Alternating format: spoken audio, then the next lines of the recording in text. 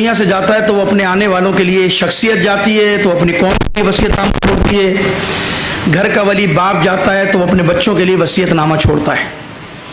تو یہ کیسے ہو سکتا ہے کہ فرزند رسول امام حسین علیہ الصلوۃ والسلام اتنی بڑی تحریک چلائے اور اتنا بڑا قیام کرے اور اپنے آنے والے چاہنے والوں کے لیے، مسلمانوں کے لیے، امت مسلمہ کے لیے کوئی پیغام، کوئی وصیت نامہ نہ چھوڑیں؟ ممکن نہیں ہے. امام حسین کی ذات سے یہ بعید ہے کہ وہ اپنے قیام کے مقصد کو لوگوں پر ظاہر نہ کریں، قیام کے مقصد کو لوگوں کو نہ بتائیں. اس لیے امام حسین علیہ السلام نے اپنا وصیت نامہ بیان کیا. اور میں طالب علموں سے کہتا ہوں، کیونکہ اسٹوڈنٹ ہیں، آپ کو پڑھنے کا شوق ہے، تعلیم کا ذوق ہے، خوب پڑھیں، ہر شعبے میں پڑھیں، ہر تعلیمی میدان میں آپ آگے بڑھیں اور پاکستان کا نام، اپنی یونیورسٹی کا نام اور اپنے چانسلر صاحب کا نام روشن کریں، تاکہ دنیا کہے کہ بھئی کراچی یونیورسٹی سے فلاں دور کے اندر پڑھ کے نکلا، یہ بڑا لائق اور قابل ہے. اور میں سمجھتا ہوں کہ ایسے لوگ ہیں ہمارے معاشرے میں اسی یونیورسٹی سے فارغ التحصیل کہ جنہوں نے پاکستان میں نہیں دنیا میں نام روشن کیے. اور میں بی سی صاحب کا اس بات کو بھی شکریہ ادا کرتا ہوں کہ نامساعد حالات میں بھی انہوں نے جو یونیورسٹی کے لیے اقدامات کیے، جو تعمیری اور آپ کی تعلیم کے لیے جو اقدامات اٹھائے، وہ قابل ستائش ہیں، قابل تحسین. میں جانتا ہوں حکومت کے مسائل کیا ہیں، کے مسائل کیا ہوتے ہیں، لیکن انہوں نے کیا. میں خداوند متعال کی بارگاہ میں ان کی حوصلہ افزائی بھی کرتا ہوں، دعا کرتا ہوں خدا مزید ان کو کامیابی دے. مختلف میدان کے اندر جو ہے وہ علم حاصل کر رہے ہیں، علومی میدان میں جو ہے آگے بڑھ رہے ہیں. وہاں تھوڑا سا وقت ملے تو امام حسین کے وصیت نامے کو پڑھیے گا اور اس کا تجزیہ بھی کیجیے گا اور مقصد کو سمجھیے گا. امام حسین علیہ السلام کی ذات کسی مسلک کی ذات نہیں ہے. ایسا نہیں کہ امام حسین کسی مسلک کے یا کسی گروہ کے امام ہے، کسی مسلک کے امام ہے. امام حسین علیہ السلام کی ذات اتنی چھوٹی نہیں کہ وہ کسی مسلک کی ہدایت کے لیے، رہنمائی کے لیے آئی تھی. امام حسین کی ذات ایک آفاقی ذات ہے. امام حسین کی شخصیت ایک آفاقی شخصیت ہے. امام حسین کسی مسلک، کسی گروہ کی ہدایت کے لیے نہیں آئے تھے، بلکہ امام حسین کا قیام پوری انسانیت کی ہدایت اور رہنمائی کے لیے تھا، پوری انسانیت کے لیے. اسی لیے آج دیکھ لیجیے، آج دنیا میں جہاں کہیں بھی مظلوم ظالموں سے برسر پیکار ہیں، ان کا مرکز منبع سید الشہداء کی ذات ہے. انہوں نے رہنمائی کی کربلا میں، لوگوں کو جینے کا سلیقہ سکھایا، لوگوں کو مرنے کا انداز سکھایا کہ حالات ایسے ہو جائیں تو کیسے جیا جاتا ہے، کیسے حالات میں سروائیو کیا جاتا ہے. سید الشہداء نے واضح کیا. لیکن میں ان کا ایک اقتباس پیش کر رہا ہوں. خطبہ حالانکہ مختصر ہے، 1.5 پیج کا خطبہ ہے ان کا وصیت نامہ، لیکن اس کو اور مختصر کرتا ہوں کیونکہ رحمت الہی بھی برسنا شروع ہو گئی، مشکل ہو جائے گی بات میں. ایک مقصد امام نے بتایا: انی لم اخرج اشرن ولا بطنن ولا مفسدن ولا ظالمن، انما خرجت لطلب الاصلاح فی امت جدی اريد ان امر بالمعروف وانهى عن المنکر. مقصد بتایا امام نے، یہ مقصد ہے میرے نکلنے کا. توحید کا ذکر کر دیا، قیامت کا ذکر کر دیا، نبوت کا ذکر کر کے مقصد بتایا کہ یہ اتنی بڑی تحریک جو میں چلا رہا ہوں، اتنا بڑا جو میرا قیام ہے، اس کا مقصد کیا ہے؟ نہ حکومت، نہ دولت، نہ غرور، نہ گھمنڈ، نہ تکبر، نہ کوئی اور تسلط چاہتا ہوں. میں میرے نکلنے کا بنیادی مقصد یہ کہ معاشرے میں فساد ایجاد ہو چکا ہے، معاشرے کے اندر بے روی ایجاد ہو چکی ہے، معاشرے میں اسلامی اقدار کو ختم کیا جا رہا ہے، معاشرے کے اندر اسلامی اصولوں کو ختم کیا جا رہا ہے. میرا مقصد قیام کا یہ ہے کہ لطلب الاصلاح فی امت جدی، وہ میرے نانا کی امت جو پستیوں میں اور تنزلیوں میں چلی گئی ہے، مجھ حسین ابن علی کی ذمہ داری ہے کہ میں نانا کی امت کو پستی سے نکال کر بلندی کی طرف لاؤں، اندھیروں سے نکال کر روشنی کی طرف لانا حسین ابن علی کا بنیادی مقصد تھا. یعنی امام نے کہا میں اس لیے نکل رہا ہوں، میرا خروج دولت کے لیے نہیں ہے بلکہ امت کی اصلاح کے لیے. اريد ان امر بالمعروف، نیکی عام کرنے جا رہا ہوں، میں امر بالمعروف عام کرنا جا رہا ہوں. یعنی وہ امر بالمعروف کی جو بنیادیں اکھاڑ کر پھینک دی گئی ہیں، حسین امر بالمعروف کو زندہ کرنا چاہتا ہے، نیکیوں کو زندہ کرنا چاہتا ہے اور برائیوں کو خاتمہ چاہتا ہے. برائی کی کوئی سی بھی اقسام ہو، لوگوں پر ظلم ہو، تشدد ہو، ربا خوری ہو، شراب خوری ہو، بے حیائی ہو، فحشات ہو، منکرات ہو، جو بھی آپ برائیوں کی آپ کہہ سکتے ہیں کہ یہ سب برائیاں ہیں، ان ساری برائیوں کے خلاف حسین ابن علی نے کربلا کے میدان میں قیام کیا تھا. حسین کسی خاص برائی کے لیے نہیں نکلے تھے، بلکہ معاشرے کے اندر جو تباہی کے اسباب بنے تھے، ان ساری برائیوں کو جڑ سے اٹھا کر امام حسین علیہ السلام نے پھینکا. اور آپ یقین کیجئے کہ اتنا سا گروہ تھا، 72 یا 115، 20، 25 سے زیادہ تعداد نہیں ہے، لیکن آج بھی یہ امام حسین کا قیام اتنا مضبوط تھا. حالانکہ اگر ظاہراً دیکھا جائے، دنیاوی نظر سے اور تقاضوں کے مطابق کربلا کا تجزیہ کیا جائے تو نعوذ باللہ امام حسین کی تحریک ناکام ہو گئی تھی کیونکہ لوگ قتل کر دیے گئے تھے. باقی جو بچے تھے ان کو اسیر بنا دیا گیا تھا, قیدی بنا کر لے جایا گیا تھا. کربلا کی جنگ ختم ہو گئی تھی عاشور کے دن, ہے یا نہیں ہے؟ ایسا ہی ظاہری تجزیہ کیا جائے. لیکن آج بھی دنیا کا کوئی شخص ایسا نہیں ہے کہ جو آپ کو یہ کہتا نظر آ جائے کہ حسین ناکام ہو گئے, یزید کامیاب ہو گیا. بلکہ آج بھی دنیا کا ہر انسان یہی آپ کو کہتا نظر آئے گا کہ کربلا کے میدان میں یزید کو شکست ہوئی ہے, حسین ابن علی کامیاب ہوئے. کیوں ختم کر دیا؟ مجھے احساس ہے کہ آپ یہاں سے زیادہ بارش کی طرف متوجہ ہو چکے. ایک بار صلوات دیجیے محمد و آل محمد پر.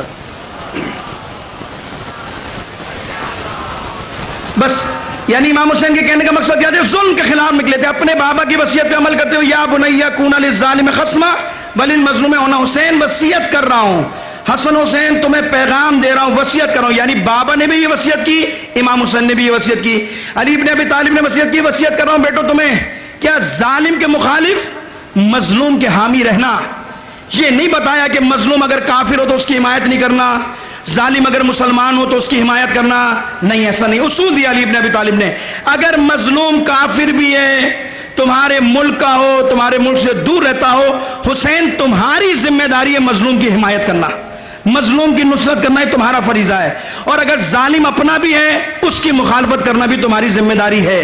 آج بحیثیت مسلمان, آج بحیثیت کلمہ گو, ہماری ذمہ داری ہے, ہمارا فریضہ ہے, جو کربلا نے ہمیں ڈائریکشن دی ہے, کربلا نے جو ہمیں رہنمائی کی ہے, وہ یہ کہ ہر ظالم کا انکار.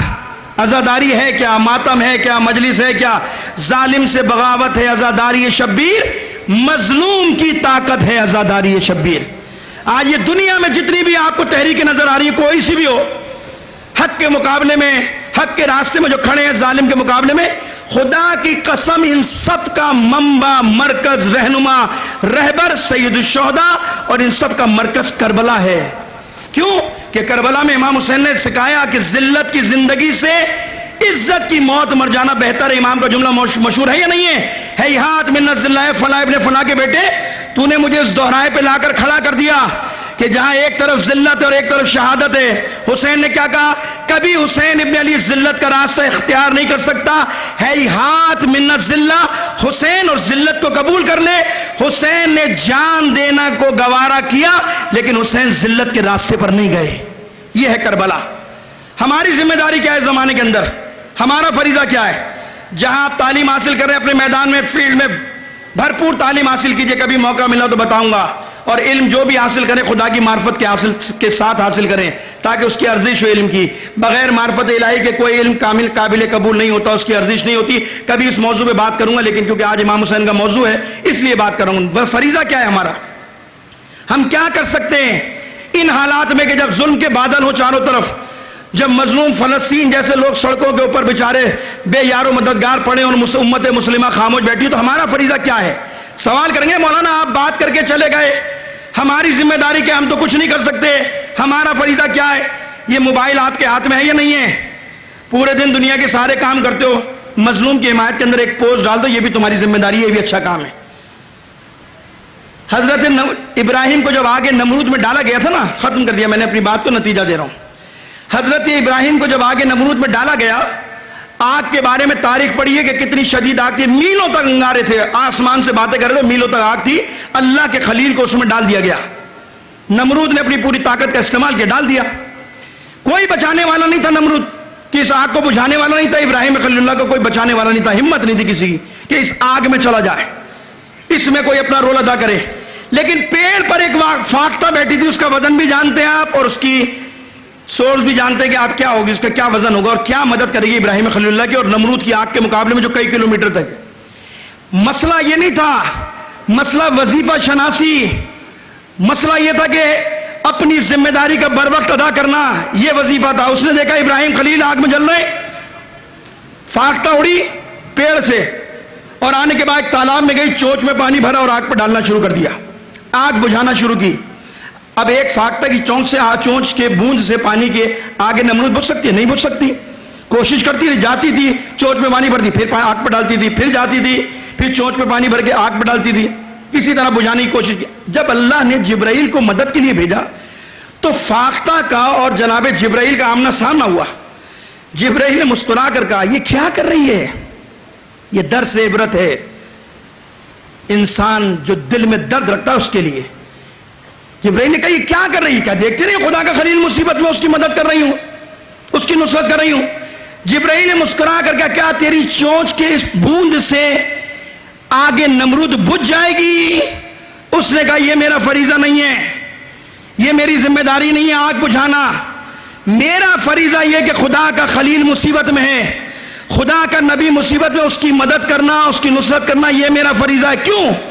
اس لیے کہ جب قیامت کے دن خدا مجھ سے سوال کرے گا کہ میرا خلیل مصیبت میں تھا تو تو نے کیا کیا، تو میں خدا کی بارگاہ میں کہہ سکتی ہوں پروردگار جتنی طاقت تھی، جتنی صلاحیت تھی، جتنی قوت تھی، میں نے اپنی طاقت کو استعمال کرتے ہوئے تیرے خلیل کی مدد کی ہے، تیرے نبی کی مدد کی ہے۔